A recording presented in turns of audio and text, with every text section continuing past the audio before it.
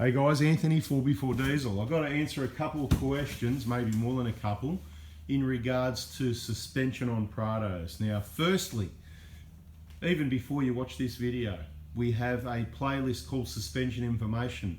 If you watch and listen to all those videos to the end, you'll have a lot of information. If you haven't done that, you're way behind, and that's probably why you're asking questions, and that's why I'm making this video. Also, it's listed in Oz Prado Crew. If you're in Australia and you're in Oz Prado Crew, that playlist is linked in the announcements in Oz Prado Crew. Now, on our 120 here, just quickly want to give you an answer. Comparing, I think I've done this in other videos, and I'll probably do it in more detail because this is not what this video is mainly about, but we recently changed from having a C59 350 Dobinson's front coil on the monotubes at the front to a C59 314. The 314 is the highest or longest spring you can get in that spring rate from Dobinson's. It's listed for the 120 Prados. We often put 120 springs in 150s, like for example when they haven't got bull bars and we want a softer ride, and sometimes when we've got a heavy 120 or a Hilux with bull bars, winches, cable winches, batteries, bash plates, light bars, fuel filters, catch cans, and auto coolers and all these sorts of things that all just add weight together. We will use a 350 or a 352, whatever the case may be, to suit those vehicles because of the extra weight. It seems to work better. Now, this has got a ARB bull bar. It's not that heavy at the front, but I ran the 350s to see what it was like when I put them in. I thought it doesn't handle any softer or any harder than previously I had, probably 302s or 314s. I can't remember. It was years ago. 3 or 4 or 5, I don't know, probably 3 years ago, let's guess, right? Taking a guess, about 3 years ago. So when I put in the firmer spring, I thought it wasn't a rougher ride, but I also put in the monotube, which gives you a better ride, so maybe that offset that. But then in recent times, over the last 12 months, I seem to think that the front of the 120 was a bit of a rough ride. So that may have been comparing to our 150, which hasn't got a bull bar, and it had 302s in the front on monotubes, which was a really awesome, super duper smooth ride. So what I did, I said, okay, I'm going to go back to the 120 listed springs, and I went, well, I'll go for the 314. It might be a bit high, but I'm putting it on a monotube, which has got the seat adjustable, and I can drop it down if needed, which is something that I'm going to do because it has ended up fairly high. Okay, so the 314's in the front. I do believe that the monotube in the 314 rides a little bit smoother than the 350, so it is a softer ride. So if you like a smoother ride, tell me. If you order your suspension kit from me or you, make sure you stick with the 120 listed coil springs. The 314 is the longest one you've got. It gives you about 50 mil usually if you've got a winch. Okay, so without the winch like us, and without, I don't know, we've got a, it's pretty light in the front. It's only got the bull bar, it's got a little light, but it's got dual batteries at one side.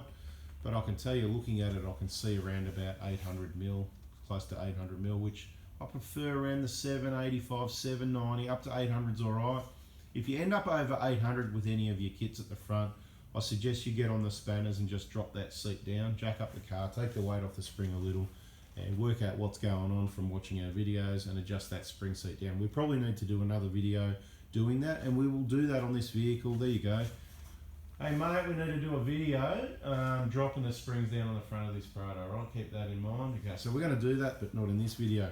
So that covers, to give you a feel for the feel of the springs in the front of the 120. Now the most important one, what I wanted to explain here is suspension setup for Kakadus. So 150 Prado, Kakadu for example, it's got Kdss and it's got airbags. So there is quite a few issues with modifying Kdss. Now we've had, when I say quite a few, we have pretty good luck. Let's say at least 90% no dramas, but any drama is a drama.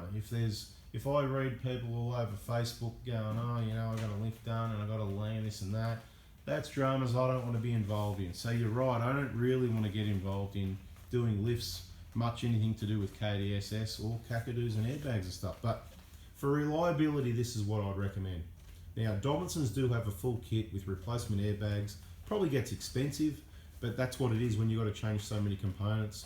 And I still think you can't guarantee you're not going to get a KDSS lean. By modifying it that much, raising it up that much, I think you're risking asking for trouble. So I'm sure a lot of people have got it and haven't had any issues, okay? So you can go that way if you like, if that's what you want to do. I recommend sticking with GXs, of course, you know that. Or GXL if you like, where you haven't got these fancy things. You know, KDSS is awesome for people that are mainly on the road and handling. Handles flat, handles great. Love that big fat sway bar. But is it a four-wheel drive or is it a race car? Maybe you need two cars and you can race around in the Lexus and just take it easy in the Prado GX. That's what we do. We just cruise around, take it easy. Works fine. But what setup do you do? I'm going to tell you what the reliable setup is on a Kakadu 150 Prado, what I recommend. Now, we've been doing these for probably about 10 years and we've seen lots of different combinations, lots of different aftermarket Australian engineered ideas and stuff like that that work and don't work. So we recommend, firstly, the key word, minimal modifications is what I'd recommend. So what do we got on a Kakadu? You've got a button in the vehicle, I don't own one so I can't remember. It's called Comfort and it's called, I don't know, like this, like that's the softer one. Then you got your normal one, I don't know what it's called. You've probably got one that's called Sport that's firmer. Basically, that adjusts the valving in the shocker, right? By going to the firmer setting, it firms up the vehicle, less body roll, so it's firmer handling on the road. You'll feel the bumps a little bit more, but it's better handling. If you go for the soft, you go in the other direction, then it softens it up so you feel less bumps, but you get more sort of body roll, more bounciness if you like. It'll bounce around more. The vehicle's on springs, well, at least at the front. The shocker's job is to stop the bouncing, right? Boing, boing, boing. We want to stop that. And I'm not going to say, do you know what I mean? And I know I've said, do you know what I mean? Do you know what I mean? So we're just having a bit of a joke around here for a minute. We're trying not to say, do you know what I mean? Okay, do you know what I mean? Anyway, I hope you know what I mean about the shocker. Its job, strut, coilover, whatever you want to call it, to stop the spring bouncing uncontrollably. The key is you want to get it controlled perfectly, but depending on the weight and the conditions, there's lots of variables to that, and it's a compromise, okay? Unless you've got fully adjustable suspension and you want to learn how to or know how to adjust it. And even if you know how to, do you want to get out and adjust it every time the terrain changes or your load changes? Well, some people do, so that's for you. So in the front, I would put in a Dobinson's monotube. I'd put in a coil spring, and you have to replace the top hat because the top hats are different. You lose your comfort, soft, medium, hard, whatever it's called in these vehicles. You lose that setting, okay, because that's in the shock absorber or the coil over that's getting replaced. But the good news is the Dobinson's monotube at the front, I think it's an awesome compromise of comfort and reliability. They work really well. No need to go any further and spend any more money. No need to spend any less money. It's just, they're really good. Now, for the height, at the front, I would recommend 20 to 30 millimeters of height, you know, so you need to get someone that's going to select a coil. So you need to go, okay, well, I'm going to have a bull bar, I'm not. So we need to select the right springs, and the springs are supposed to be 5 mil different left to right, but the positive is it opens up your range of springs. You don't need to do that because it's monotubes. The seat's adjustable, so you can incorporate that adjustment yourself by raising or lowering the seat 5 mil, right, at one side or the other, whatever, right? Do you get what I mean? And if you've got a lean, you can also use that to your advantage by raising or lowering to help fix up the lean, but it could be related to the KDSS, which, to be quite honest, I don't want to be involved in anymore. It's got too many headaches with it. And not that we've had issues, but just for people so they know, if you've gone and done a lift, or look, you know, I'm not equipped. I haven't got the brain capacity to figure it out. We know how to do the neutralizing procedure, whatever, but it doesn't always work. It works for us, but I'm talking about people that have had issues. They do lifts and 3 years later they have issues. You know what I mean? Or 12 months later. It doesn't happen straight away. We've had vehicles come in with a bit of a lean and you do the lift and it's better.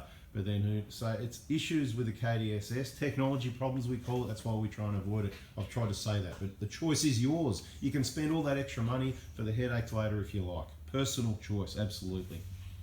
So in the front, we've gone for 20 to 30 mil. Let's assume that that worked out and we got 30 mil at the front. Oh, but I only got 30 mil. Hang on, so what are you worried about the other 20 mil, really? Go and get a ruler and have a look what 20 mil is. It is bugger all. All that's going to happen is, when you're in some ruts or something like that, your wheels are going to drop down a bit more and your bash plate's going to scrape 20 mil sooner. Who cares? You've got more travel up and downwards, which actually works quite a lot better on the tracks, and you should have a K-on Look at the top of the picture right in the middle there. By coincidence, there's a red sticker there on the window that says kaon.com.au. 4mm quality Australian design and manufactured bash plate that I have bashed a lot on this vehicle. Look, I'll try and avoid it, but it's had some good bangs, and as much as you can scrape and scratch it, you don't dent it, all right? Now, it doesn't matter if you've got a 20, 30, 40 or 50mm lift, you are going to scrape it. So stop worrying about the height at the front. Keeping it lower is good for your center of gravity and your handling. Less is more sometimes. Okay, so we've got the front nail. You're going to lose your adjustment. You've got to replace the top hat, the coil, the strut, the coil over. It's going to be super strong and reliable. That's the front done. You've got about 30mm. Now let's come to the back. What's the problem at the back of a Kakadu? Well, you've got airbags, you've got airlines, you've got a piddly little clip. They're bolted on at the bottom now, but there's not a lot holding the airbags in place. But I must be honest, I don't hear anywhere or any rear airbag problems with a 150 Kakadus compared to like the airbags, the Grundes in the 120s, right? The Grundes in the 120s, they were heaps of problems. So if you've got a Grunde 120, do a coil spring conversion. Just get the airbags out and do a coil spring conversion is what I recommend there. So you've got to hang around and listen to all the information to save you texting me, asking me questions, and don't take it personally. Heaps of people do it. Just because I make a video doesn't mean you might have been the icing on the cake, but it wasn't you. It's everybody. You need to watch all the videos and listen to the end, and this is why people are going to stop getting responses. I haven't got time to answer on text messages, individual service answering questions. That's why I put it all in videos. The information's all there publicly available. Please watch it and listen to the end. Subscribe, turn the bell on, all that stuff, you know, give us the like button. I'm spending time to explain and help you. Okay, so at the rear of the 150, what do? Well, since they seem to be very reliable, I recommend leaving the airbags there. That way you keep the comfort. People tell me that, oh, it's like riding on air, it's comfortable. So, okay, you want your comfort, let's keep it. You probably need to replace them. On the 120s, we noticed that from around 7 or 8 years, they deteriorated and they got slow leaks. And then when you load it up for a trip, that's where it leaked worse and it all went pear-shaped. We haven't heard this on the 150s. Is it because they've improved the rubber, or is it because they're not old enough yet? I don't know. And there's probably less of them. I don't know. Look, I'm not sure about that really. But that's an unknown. At the moment, it's leave the airbag there. At some stage, you may need to replace the airbags to refresh them. So what do? You leave the airbag there. Now, you want to put an aftermarket shock, you want to put the Dobinson's monotube. Problem is it's longer than the stock one, and by modifying away from the original lengths is where you increase your unreliability. Having longer shock absorber allows the airbag to stretch more. You can try it if you like. Please put it in the comments if you've done that, and you've done heaps of tracks, heaps of rock hopping, stretching the legs, stretching the tyres, the suspension out, and you've had no issues with the airbags. Because if that's the case, everybody wants to hear about it, and we can put the monotubes in the rear as well. But my understanding, they're about probably about 20 to 25mm longer in full extension, which doesn't seem like much, but it can be the difference between reliability and not. We certainly haven't put any or many monotubes in the rear of 150s to be able to give you any feedback at this stage. Happy to provide it for people that want to give it a try. You might want to carry some spare airbags, airlines and all this sort of thing if you do, because otherwise it could be a long trip home. On the bump stops, we've seen that a number of times and heard about it even more. Okay, so keeping it reliable, assuming the airbags are going to stay there, assuming you're going to go and get yourself look, a lot of people modify suspension. They take brand new suspension out. You could get the rear shockers out of a fairly new GX or GXL and put those in. You've lost your adjustment of, you know, soft, medium, hard anyway. It doesn't matter about that. The stock shockers, yeah, they're not going to open up as much, but you know what? It'll do the job. After all, the Kakadu, what's it got? It's got Kdss, that sway bar releasing. It's got a rear locker. It's got traction control. It's got all the other buttons and bits and pieces. If that can't get you up the hill, following me and my GXs and GXLs, man, I think you need driving lessons. Anyway, that's a separate video on a separate channel. So keep the length of the shocker the same. I don't care what brand you use. Of course, we like Dobinson's, but they are longer. Perhaps they're not going to go and make a product that's 20mm shorter for 1% of vehicles or less, if you know what I mean. So you can probably we could probably get K-On to make a kit that makes the shocker travel shorter. We could probably do that. Do you know what I mean? How would, you know, some packer spaces type product at the top. Oh, it doesn't really change that, does it? I'm thinking out loud here. Sorry, forget about that. Bzz, incorrect. What we do at the rear, we tweak the rear sensors. And how much do we tweak them? So there's a little adjustment arm. You can do that. You can bend the brackets. You can put washers under. You can do whatever you like. We've talked about it in other videos. But I don't recommend you need the washers. You take the arm adjustment to the maximum and that won't be enough. And from there, the brackets the rear sensors are on, they're just very thin metal and you can easily, we call it rework is the word, because if you say bend, you're a butcher and you're damaging things. You don't want to just be bending and wrecking things. You've got to rework the bracket, okay? You like that? You've got to rework the bracket to trick the sensor that the vehicle, and we don't want to go far. We're not giving it a 50mm lift. Why?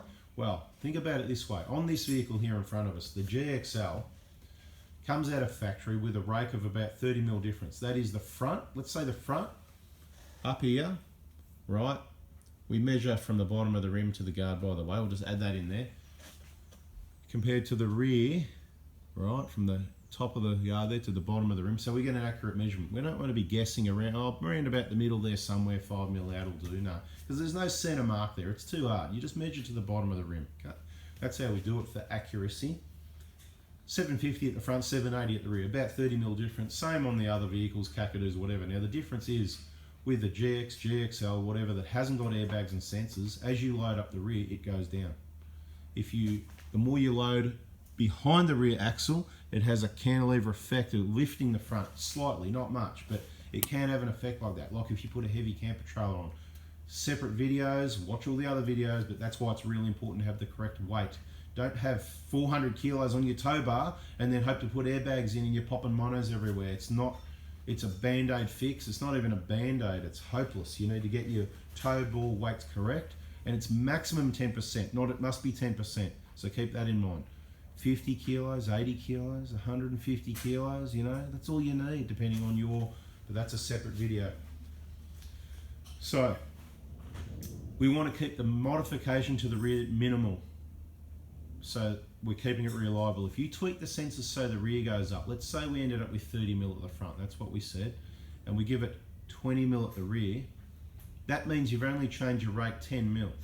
So the vehicle, it still looks great. Even if you got 20mm at the front and you did 20mm at the rear, well that's even. If you got 30mm at the front and you only did 10mm at the rear, the vehicle's still about 10mm higher at the rear, which is great.